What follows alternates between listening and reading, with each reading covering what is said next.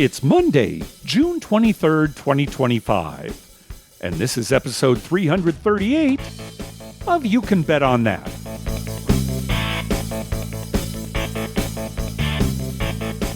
Hi, everybody. Welcome to You Can Bet on That, a podcast for the recreational gambler.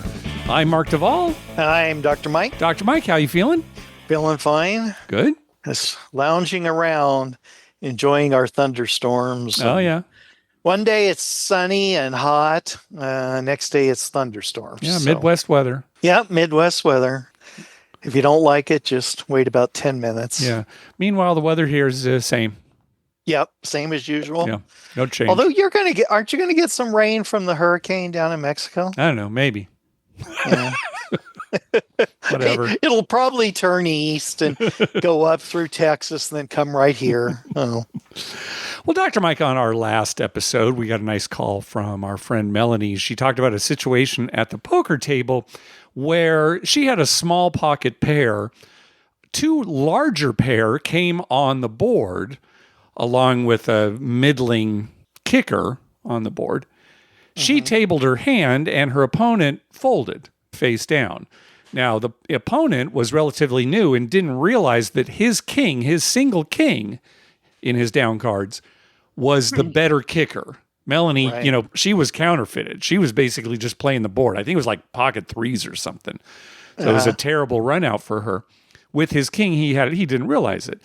And his friend said, no, turn your cards over. You've got the winning hand. And the floor came over and basically made the decision that, okay, we'll award him the hand, but really one player to a hand, don't let this happen again. And you and I said, oh my gosh, no.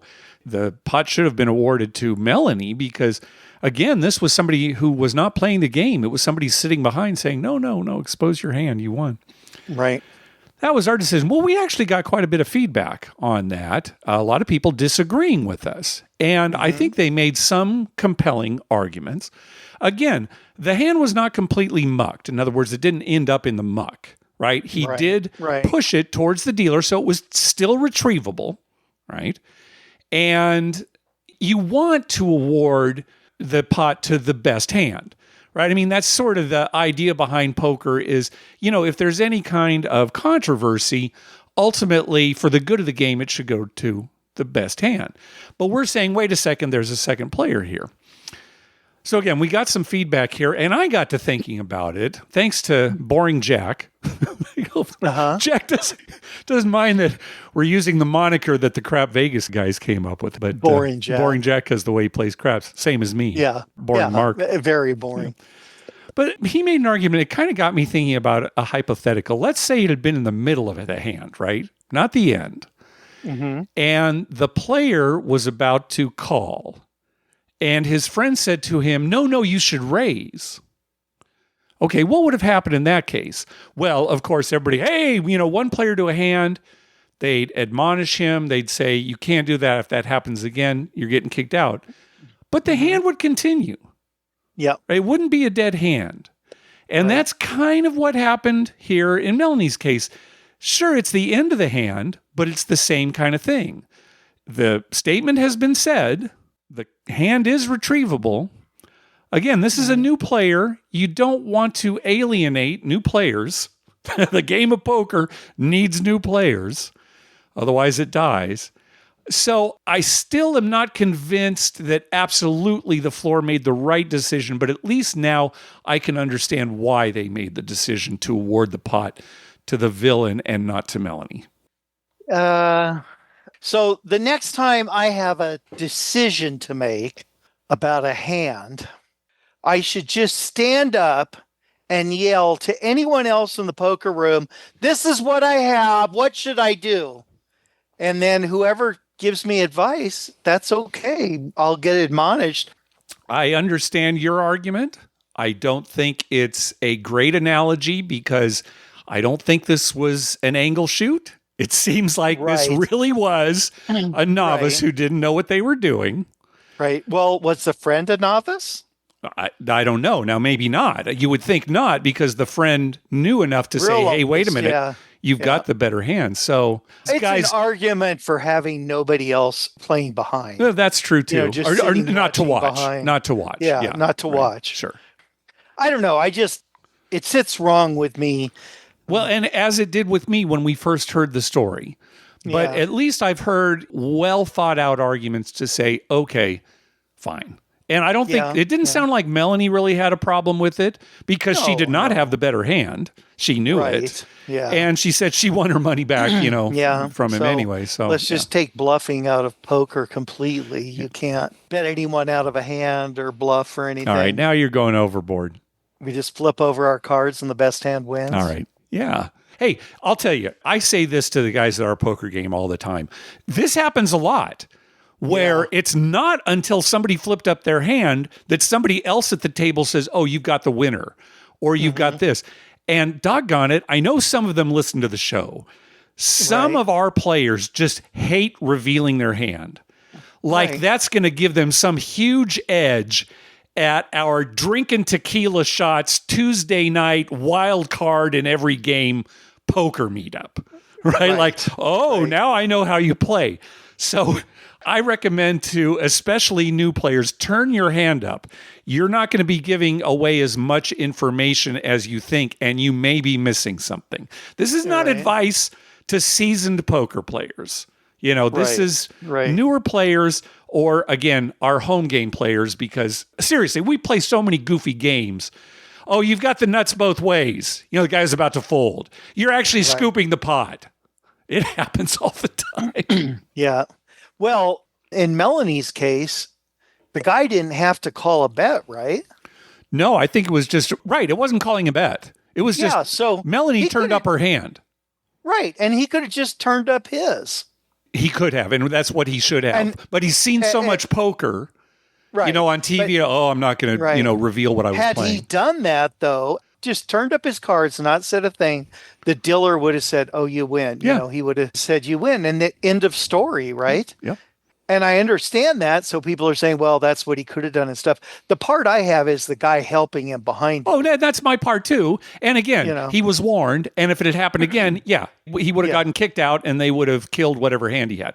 And I guess that does make sense. I saw all the response or a lot of the responses that you sent me. Yeah. And I agree with some of it. It's just when more than the players involved, it sits poorly with me. Oh, I agree.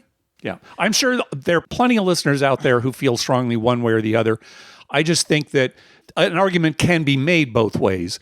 Make up your own mind based on what you know about poker. And the pit boss, it's really up to him. And if that's his decision, that's fine. I'm okay with that. If I was on the table and that was his decision, I'm like, well, that's his decision. We'll live with it and we'll move on.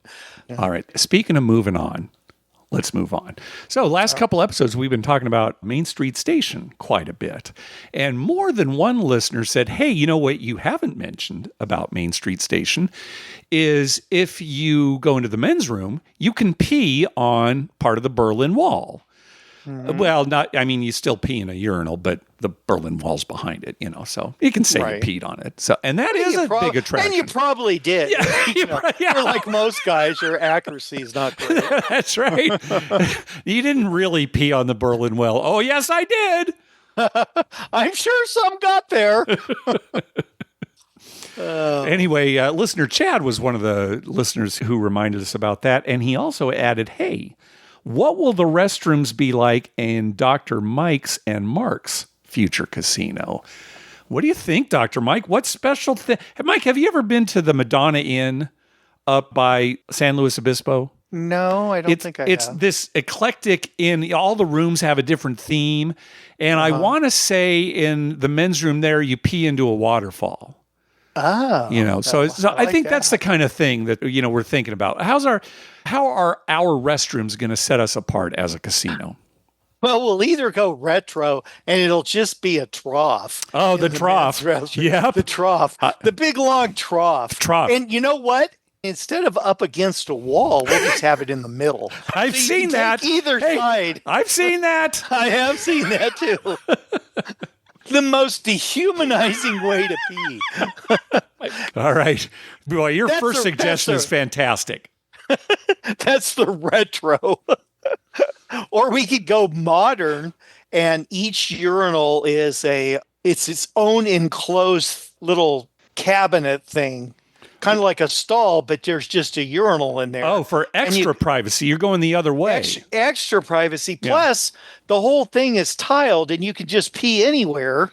That'll get all those guys who just want to let it go. Yeah.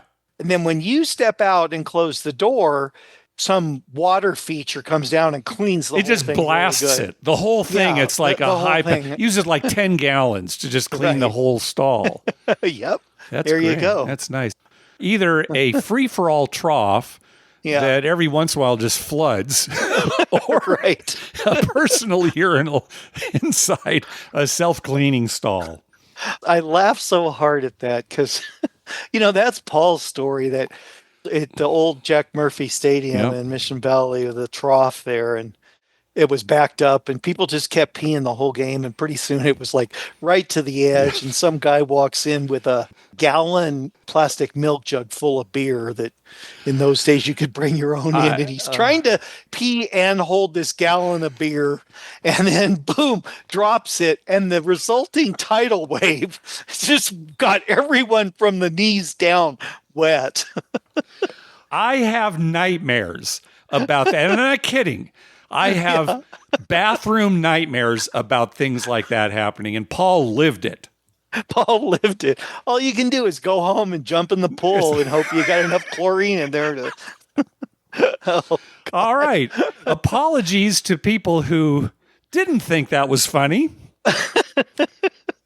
How can it not be funny? Let's move on. Hey, thanks to everyone who's been clicking through our Amazon link. Remember, whenever you're going to buy something through Amazon, please go to our page first. You can bet on that.com and click through our Amazon link towards the top of the page. Voicemail time. First up is Chris. Hello, Mark and Dr. Mike. This is Chris from Round Rock, Texas. Just got back from a Vegas trip with some friends, and we love craps. So it's my wife and I's favorite game. Had a hard time finding tables we were comfortable to play at. I don't like playing higher than $10 and really $5 per game. So we had to, outside of sometimes at Ellis Island, play a lot of the non-traditional table craps games. So we played a lot of bubble craps, the push the button one. It's good because there was 6 of us, and so we can all play together, and you still have the camaraderie that you might have at a regular craps table. The issue with that one, it kept on breaking, kept on malfunctioning. We were staying at Paris, and that machine is from 2009. Money got stuck in there. Tickets got stuck in there a couple times. The dice kept on landing at an angle, and we had to get an attendant to come every single time. Well, that happened like 5 times. So that was my only issue with that. But it was $5. It's affordable to play. We also, I played a little bit of, I think it's the Roll to Win, the one where you have your own little screen, but someone is actually throwing dice on a craps table. There is a stick person. And my only issue with that one is that, gosh, I could not see the dice. I couldn't see what the roll was. There's a little video there that shows it, but there were several times where it looked like a 7, but it was an 8. And I even asked the shooter, I was like, hey, just give me, as long as it's not a 7, just give me a thumbs up. And he had the biggest poker face every single time. We had no idea what the roll was. So you couldn't really see it, couldn't even really hear it either. So that was an issue with that one.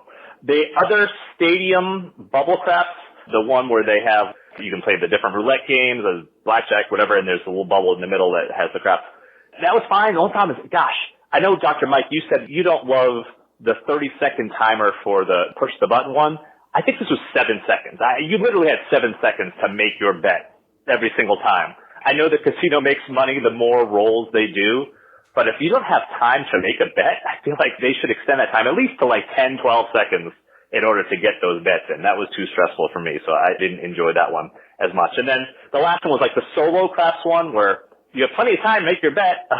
Problem is there's no camaraderie. You are playing that single machine by yourself. So that one was not ideal. But overall, yeah, that was kind of my rundown of all the variety of different craps machines when you had to play a $5. We couldn't quite find a $5 table. We were able to get on some tables. We played a little bit at Ellis Island. We always enjoy it there, although the construction is pretty expensive there right now. It's tough to even just get to the casino. We were playing at Downtown Grand a little bit, and gosh, the craps tables are not that nice to other players or to each other. In fact, there was one player who had a really nice roll and afterwards kept on playing, and he was trying to make a bet, and English was not his first language, but he was trying to make a bet, and the dealer didn't understand the bet. He's like, sorry, don't understand what you're doing, and was really rude to him, and the guy ended up leaving. And then another dealer at the table got mad at a rude dealer saying, like, what are you doing, man? Like, if you're nice to him, he'll take care of us, and now you were a jerk, and now he's gone, which is totally true. Except that dealer that made that good point later on was a jerk to other people. Is keeping your hand. We all want to make sure you keep your hands off the table. But he was just excessively rude to people about that warning. And so, yeah, like it's funny that the guy was offering advice to his colleague, but then not taking his own advice. We also stopped at El Cortez. El Cortez, they always have that boarding pass deal where you get in and you show your boarding pass and you get like a free drink and a $10 slot play and then a $25 match play. The only thing is the match play has to be done on blackjack, which is fine. The only issue with that is there were 6 of us, and at those blackjack tables, they had 2 tables open. They were pretty full. There was one that had a single opening, but it was double deck. And I told the person, I waited till the whole 2 decks were done, and I sat down. I was like, okay, we're going to each do a match play one after another. And they said, nope, you have to wait till the whole 2 decks are done. So in order for us to do those 6 match plays, we had to sit through 6 completions of those double decks. And a couple of my friends were like, you know what, I'm not even worried about that. So that's just a little flaw in the system. I would prefer we just be able to use those match plays on any even money bet, like craps or roulette, and that would have made that better. But overall, great trip. We had a fantastic time and already ready to go back. I hope you are doing well, and I'd love to play craps with you sometime. Thanks. Bye. All right. Thanks, Chris. Great report. Yeah, El Cortez, they definitely sweat the money, especially at blackjack. You know, they watch out for counters, everything. But that is a little much. It's not like you're coming in mid-shoe, like a big shoe. Somebody's counting and the shoe gets real good. It's just double deck, you know, and they're using match play, right? And they're not running some scam. The first guy hasn't seen anything. The second guy, he's seen a few cards out of a double deck. So, oh God, that's annoying. All right. And then I was very disheartened to hear about the experience at Downtown Grand. You know, we're going to be going there here for a 360 Vegas vacation. Infighting with the dealers, not even just being rude to the customers, but to each other. That sounds like a bad work culture. I hope that's not something we get exposed to when we go here soon. Remember the good old days when the only unhappy, not really rude, but just standoffish dealers were at Caesar's Palace, and everywhere else they were nice and friendly. Yeah. I miss those old days. Now it's everywhere. Yeah. It's not like Caesar's Palace has changed. You know, if anything, they're worse. But it's kind of spread to other places. It's kind of spread around. That's another thing. Time. Everything's got to be so fast nowadays. Like, you know, let's roll. Come on, get this done. Just relax. I mean, they time baseball. The pitchers have to pitch in a certain amount of time, you know, and everything. Well, you got to keep everything moving. What happened? You're at a baseball game. You should be willing to sit there for 6 hours. It's fun. All right. So first of all, I'm glad we heard from the senior citizen about how people are too quick these days. Second of all, the best thing to happen to baseball in the last 50 years was the clock. It goes by so much better. I mean, fine. And I'm sure there are listeners who disagree. It makes a baseball game so much better. It's so much better. Do you remember Al Rabowski? They called him like the Mad Hungarian or something like that. Yeah. And he would like walk off the mound and talk to himself and chastise himself and almost, you know, like beat himself up and then come back and throw another pitch. And I mean, that was entertaining. Yeah, see, I think this is just based on your nostalgia. All right. Maybe. It's anybody who would want to just throw the ball. Throw the ball. And I understand baseball's all about, you know, the tension and, what's going to happen. That's still there. It's not like every pitch gets hit, right? It's still there. Oh, hey, the guy fouled it off again. It's still there, but you don't have to sit there for 6 hours. I love baseball, so I want it to last longer. You know, my favorite thing in the world is OT. I mean, I love overtime, extra innings. You know, I can't get enough of that. This is a pretty combative episode. Yeah, so far. Yeah. Well, it just makes me mad. Crabby dealers, everyone's in a rush. I don't know about being in a rush, but crabby dealers, yes. I'll tell you what, I'd rather see a dealer be rude to a customer than dealers be rude to each other. I get where you're coming from there. Yeah, I kinda hate I can't that. really agree with it, but I certainly know what you're saying. Yeah, it Yes. just bugs me when people who work together are Yeah. bickering No, it in is. front of other people. It's like off-putting. it's the same reason I won't watch shows where there's a lot of arguing and fighting on Yeah. TV. It doesn't Even if it's sit supposed well to be with funny. me. Yeah. Yeah, no, it just doesn't sit well with me. I don't like it. All right. Mike, relax because our next caller is our good friend Ed O'Connor. All right, it'll calm things down for me. Hey, Mark and Dr. Mike, Ed O'Connor here. I was in Borgata this weekend for the first time since the big renovation was completed. Bad news is Borgata, which was once exclusively 3-2 blackjack, now has 6-5 blackjack. It's not in the main blackjack pit, but over by the carnival games, adjacent to the electronic table games. On a Saturday night, the 6-5 tables were packed. It was a $25 minimum. The main blackjack pit is totally renovated, and it's separated into two areas with a stand-on soft 17 and a hit soft 17 area. Naturally, those are divided by table minimums. The Pai Gow, Baccarat, all the Asian games have been moved into a brand new Asian game room, which I played in there. They did a fantastic job on that. Gypsy Bar is gone, as most people know. The B Bar has been totally renovated. The bar top video poker appeared to me to be 7.5. I'm not sure on that, but that's what it looked like to me. Amphora, which is the lounge for the gold players, to me it looked like they downgraded the menu a bit.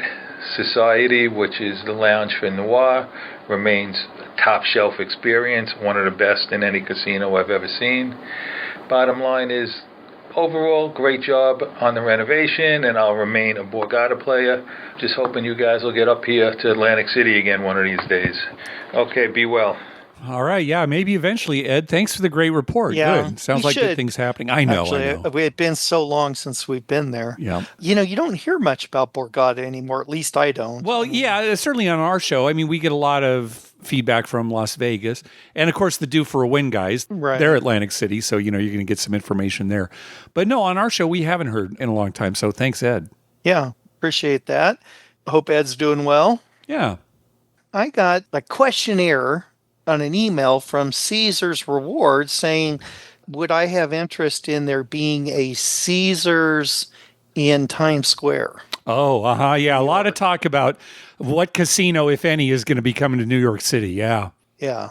So do you think they would build a casino in Times Square? I wouldn't be surprised. Whether it's a Caesar's property or not, I don't know. But, oh, yeah, it's in the news quite a bit, pros and cons and successes and failures about trying to get one built. Yeah, there's talk. Yeah, it's just interesting. I'm thinking Times Square. Oh my God! I know. How packed would that casino be? Yeah. It would have to be huge or limit the number of people. I mean, because it seemed like you'd never get on a table. It's Times Square. Yeah. Any New Yorkers have any opinions about that? Let us know. Obviously, if you live in New York City, you're probably not spending a lot of time in Times Square. But what would that mean? Yeah. Interesting, though. I mean, probably give me a reason to go to New York City more. Really? Well, more. just to Go check to it New out. York City. When's the last time you were in New York City? Oh, I don't know. 8-9 years ago. Okay. All right. Next call. Hey guys, I was wondering, when I hear about casinos offering 100 times odds on craps, have you ever played 100 times odds on craps or seen anyone do that? Or is that just a gimmick? Love the show. Bye. I don't know that I'd say it's a gimmick. Yeah. I played 100 times. So have I. Dr. Mike certainly does. Now, we started when Binion's downtown, the Horseshoe used to have dollar craps with 100 times Yeah. odds. That was the Right. place to play, right? And so, Oh, yeah. You there- put $1 on the line, 100 behind. It was great. nowadays when 15 is about the lowest that you can find, okay, is anybody putting 1,500 behind? Well, Dr. I've Mike, seen it. I've seen it. And, Mike, when you're having a good roll, you'll start with like 20 times odds, maybe. Yeah. Something like yeah. that. So, I've got it up to 100 on Yeah. on a $15 one. With guys having a good roll, you just keep pressing those odds up there. Yeah. I don't want to say it's a gimmick. I think it's just good marketing. Of course, most people aren't taking it. Most people aren't taking 10 times odds. Right. But if you offer it, that is at least good marketing, and maybe you'll get some extra customers. Around here, Diamond Joe and Isle Casino, they all have 10 times odds. Yeah. And most people, a lot of times, I'm the only one who's even close to it. Right. Well, we'll see, because some of the casinos in Blackhawk have 100 times odds. So I'll start looking a little bit more. Yeah, it doesn't happen very often, but maybe we'll see some high rollers there, and they'll. I like it because that leaves it open for whatever odds you want to take. Yeah, it's like infinite odds. We offer infinite odds. Well, not literally, but I mean, how much are you going to risk, right? So, yeah. Right. Because when you say like 5 times or 3, 4, 5, you're limited. You're capped on. Yeah, and there are plenty of players who wish they could put more. Right. Yeah. Especially if there's some of the smaller casinos where it's like, a $500 limit or something or things like that. Anyway, it just gives you freedom to do whatever you want. Yeah. Doesn't mean you have to take 100 times. Right. Well, speaking of Blackhawk, let's hear from Sasha. Hi, Mark and Dr. Mike. This is Sasha from Wyoming. Mark, I'm so sad I won't see you at 360 Vegas Vacation this year.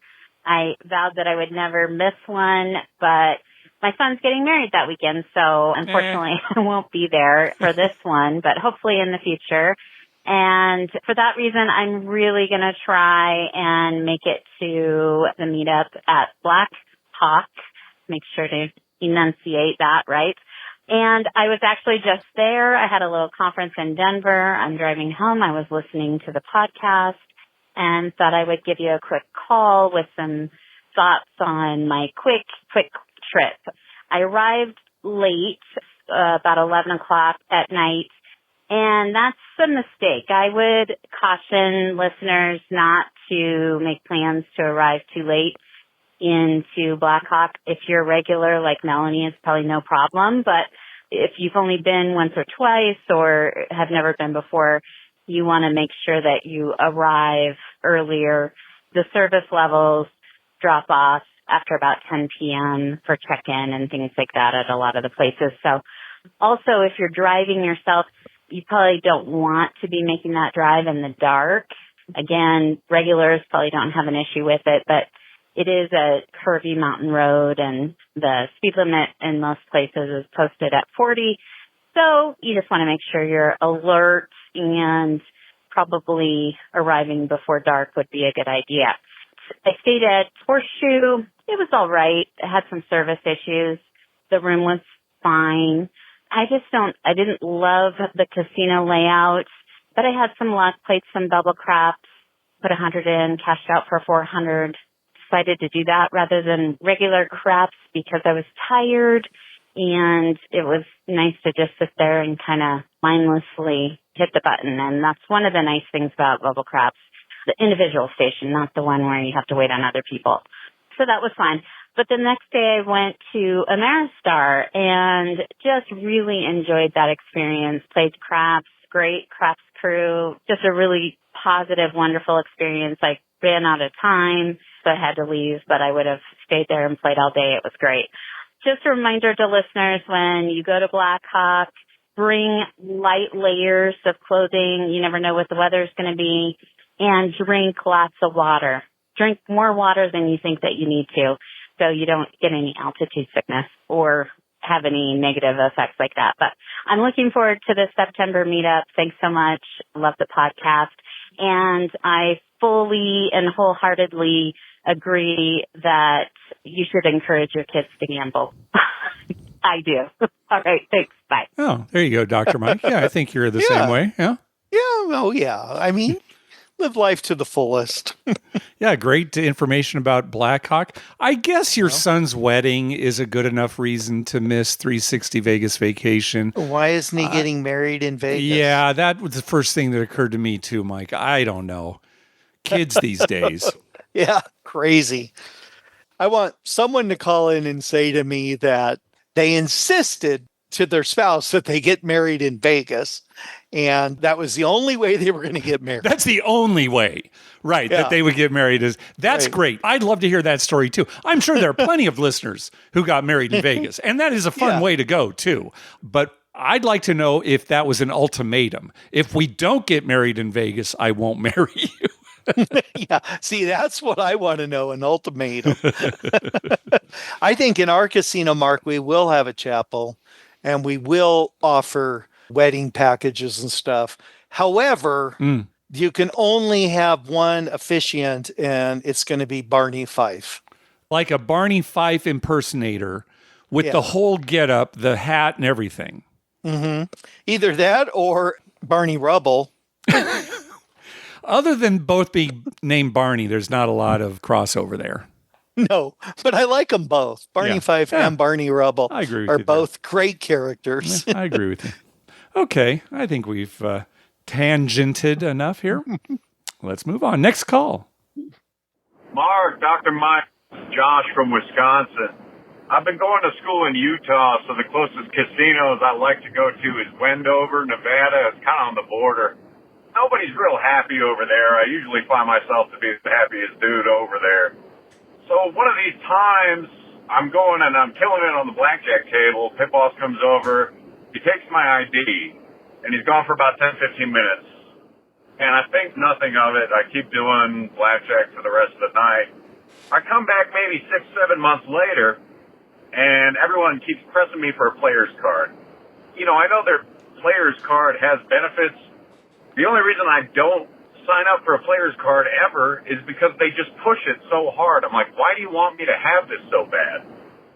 So the topic comes up, and I find out all those months ago, this pit boss made a player's card for me without telling me, without doing anything about it. And this is the first time finding out about it.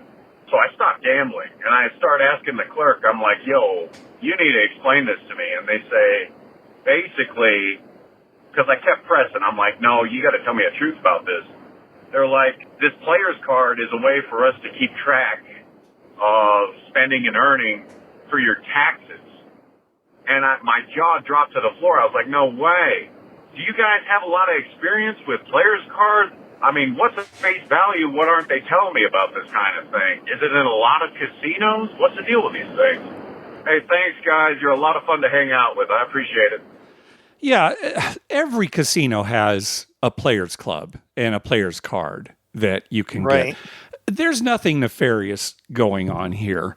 All it does is it helps the marketing team send you what they believe to be appropriate offers. And we recommend that everybody going out there, especially recreational gamblers, get a player's card, because then you get offers from the casino for comps, free play, all sorts of things. Now, the way they phrased it, it's, we keep track of your wins and losses for taxes.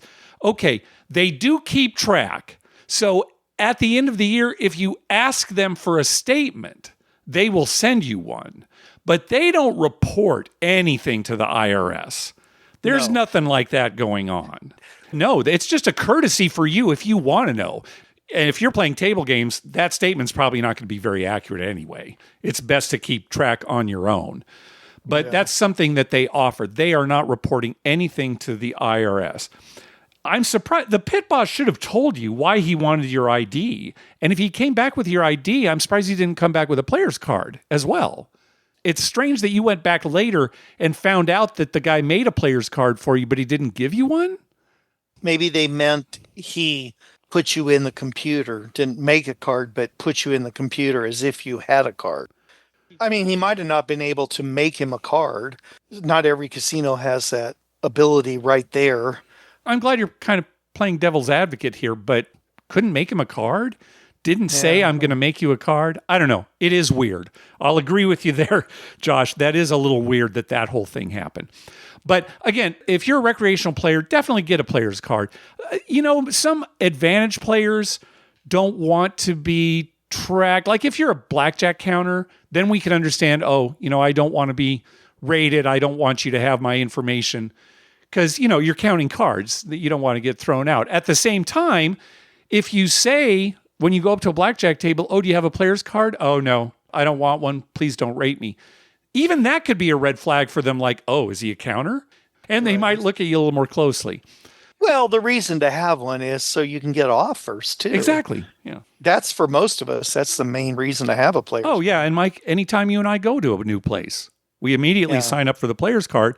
And a lot of times it's like what happened with Josh. We won't even go up to the players club. We'll just go up to the craps table. They say, oh, do you have a card? No, but here's my driver's license. Can you make me one? Yeah, sure. Yeah. I was surprised to hear that everybody in Wendover was grumpy. That's the first time I think we've heard that. Josh was saying he's like the happiest one there. So that's too bad. Yeah, I don't know. That's weird. I know that you and I have been the happiest people in a casino many a time. Usually, yeah. Externally happy. Externally happy. Yeah, maybe not internally, but externally happy. All right, last call. Hey guys, thanks for the podcast. Calling you with a quick trip report to Atlantic City. My parents go there once a year, and I'm from Philadelphia, so I always tag along for one night. Stayed at the Hard Rock, usually stay at Harrah's. Hard Rock is much more lively, fun, and energetic. So a few fun stories. I don't know what kind of karma to call it, but my dad doesn't play craps, doesn't want to learn, but I'm always willing to play his games. So all the carnival games, Let It Ride, High Card Flush, 3-card poker, I usually end up doing that much more than I usually wish, but each of the last 3 trips with my dad, I always hit the big hand, and he is stunned. So, for instance, High Card Flush, $5 bet on one of the side bets, hit for 300 to 1 odds because I got all 7 diamonds. So, within 20 minutes of being there, I already won $1,500 for a pretty low roller that definitely made the trip.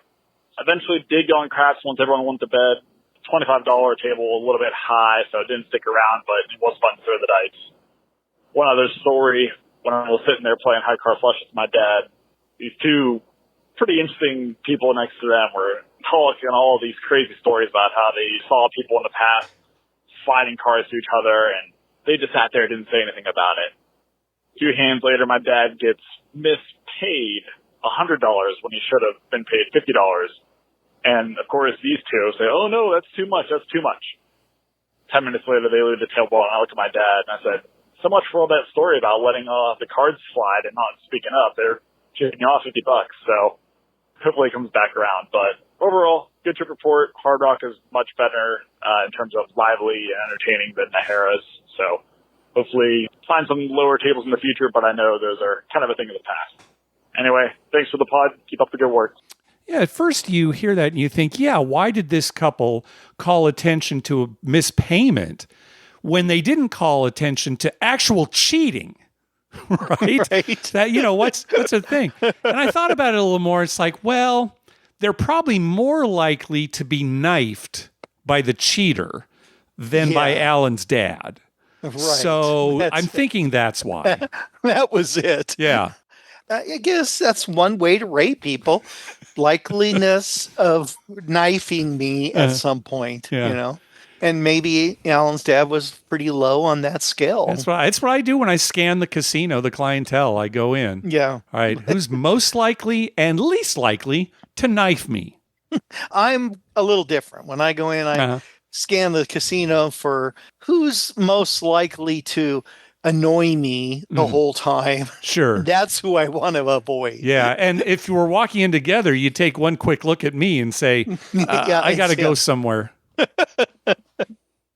Well, Mike, we got a nice email from Mike AP. He is the host of the Tens and Aces Blackjack podcast. It's an advantage play podcast. I'll post a link to it in the show notes. He wrote us a song for the show called You Can Bet on That Vibe. It's like this blues rock number. And I'm going to play it at the end of the episode after our outro music and our weird little clip that we put out there. So thank you for that, Mike. That's great. Yeah, it's nice being memorialized in the song. Memorialized. We're not dead. You don't have to be dead to be memorialized. Okay, all right. I'm not sure of the exact definition, so I guess I'll agree. But again, yeah, thank you, Mike. Well, that's going to do it for this episode. We want to thank some people for some recurring donations from the National Association of Casino Party Operators, from the International Brotherhood of Gobbling Donkeys, from Nathan, from Brian Dancer, from Brian and Sarah, and from Josh. Thank you very much for those recurring donations, guys. Oh my gosh, we appreciate it so much. We also got a donation from our buddy Todd Goddess. Karma donation. Looking forward to seeing you, Mark, at 360 Vegas Vacation. Yes, this episode will drop on Monday during 360 Vegas Vacation. So hopefully we're all having a good time. Also, a donation from John. Hi, guys. Thanks for all the work you do creating a new show each week. Oh, if you're taking votes, I'd definitely rather win at the start of the trip. Nothing like a free roll weekend in Vegas. So this question started on 500, and a lot of the other podcasts have picked it up as well. You know, would you rather win at the beginning or at the end? Mike, you said the end. The only other person who said at the end also was Chris from Crap Vegas, and he basically had the same reason you did. Yeah. You'd bet a little bit more, and you'd end up going back to even or even losing more than you intended. So, yeah, there you go. Right. Yeah, well, I think Chris and I are kind of in the same mold. Oh, okay. Chris is to you as Josh is to me, I guess. Yeah. It's not perfect. No, it's not perfect. You and Josh are a little different. Yeah. Chris and I are more I'm like... kind of embarrassed I even made that comparison right now. Anyway, John goes on to say, here's a karma donation in honor of my trip to play in the WSOP this week. Keep it up. Thanks, John. Oh, well, good luck, John. Yes. Hope you have some great luck at the table. Get in the money. Yep. Also, a donation from Trenholm.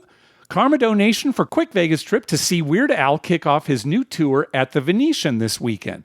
Oh, well, fantastic. Love Weird Al. You know, the thing is, people, Weird Al, come on, give me a break. No, it's funny. Listen to it, especially like his polka medleys. Mm-hmm. Fantastic. All right. Also, a donation from Nicholas. Karma donation for an upcoming trip to Blackhawk. Great shows as always. Keep up the good work. Well, thank you, Nicholas. Thank you. Also, a donation from podcast favorite John B. Karma donation for upcoming Vegas trip. Headed to Vegas on Saturday for 360 Vegas Vacation. Can't wait to see everyone. Trying something new and spending 2 nights at El Cortez, then at Luxor with the Willy Wonka elevators. All right, we'll see you this weekend, John. And finally, a donation from Donald, a karma donation for upcoming trip to WSOP, staying at Horseshoe to live in the belly of the beast. Well, also to you, Donald, great luck at the poker tables. Yes, money. Get in the money. Hey, at the top of our webpage, you'll find a link to our store where you can buy You Can Bet On That merchandise at 50% off. Also, you can find a listing of all the gambling-related shows coming up on American television at youcanbetonThat.com/TV-listings. And we've got a list of gambling-related movies at youcanbetonThat.com/movies. We'd love to hear from you. Call our voicemail hotline at 951-292-4377. That's 951-2-WAGERS. 9512-WAGERS. Or you can email us at youcanbetonthat@gmail.com. We're also on Twitter at youcanbetonthat and on Facebook at facebook.com/youcanbetonthat. What do you got for us, Dr. Mike? You know, Mark, you have been really on a roll with your sports betting picks for baseball. It's been good, huh? Yeah, one day you made like 8 or 9 bets, got every single one of them right. I think it was only 6, but yes, okay, yeah, but still, But then there were several other days where you got like one wrong and the rest right, you know, or had really good days. Yeah, and so our little betting fund has slowly increased, and probably our best year ever so far. Yes, for sure. And I don't know what you're doing, but keep it up. Okay. And because I follow it so closely, you know, throughout the night as the games are going on, last night I had a dream, and you and I were going in a casino or something, and there was this little girl at a desk. And she kind of looked like Orphan Annie, you know, with the frizzy hair, chubby face. Right. No eyes, no pupils. Yeah, no pupils. And she's sitting there at the table and she's like, okay, what are your picks today, boys? And we're giving it, she said, I'm just making a fortune off you guys. These are great. She was all excited. And I don't know why, but we were supplying her with picks for sports games. And why, like a little 8-year-old was in a casino, I don't know. Yeah. I woke up sweating, thinking, I hope we don't get in trouble for this. for giving our picks to a minor. Yeah, in a casino. Hey, she was in the casino. She asked. Right. She's got a desk there. I mean, it's not like we forced her in there. That's right. She has a She's desk. got a desk. Yeah. Anyway, so just wanted to mention that, how well you're doing this year. Yeah, thank you. And we had a good football year, too. Yeah, and I'm not sure I did on hockey. I'm going to send you the final hockey results here and see how I did on that. I'm not sure. That might have been rougher, but yeah. That might have been rougher, Yeah. But baseball, so far, you're doing excellent on. Great. Especially the over-unders. You've been going the right way. Yes, and time. a lot of unders. I'm not saying that's unders. always the way to go, but a lot of my winnings have come from unders. Yeah. It seems like they're hovering around, between 7.5 and 9.5, somewhere in there. And there's been quite a few like 3-2 games and 4-2 games and stuff like that. So anyway, very good. And that's all I got to say today. All right. Well, looking forward to seeing everybody at 360 Vegas Vacation. I'll talk all about it on our next episode. And good luck to everyone, and especially you, Mark. I want you to win a lot. Okay, I'll try. Yeah, so you'll have money for Blackhawk. All right. Thanks for listening, everybody. Good night.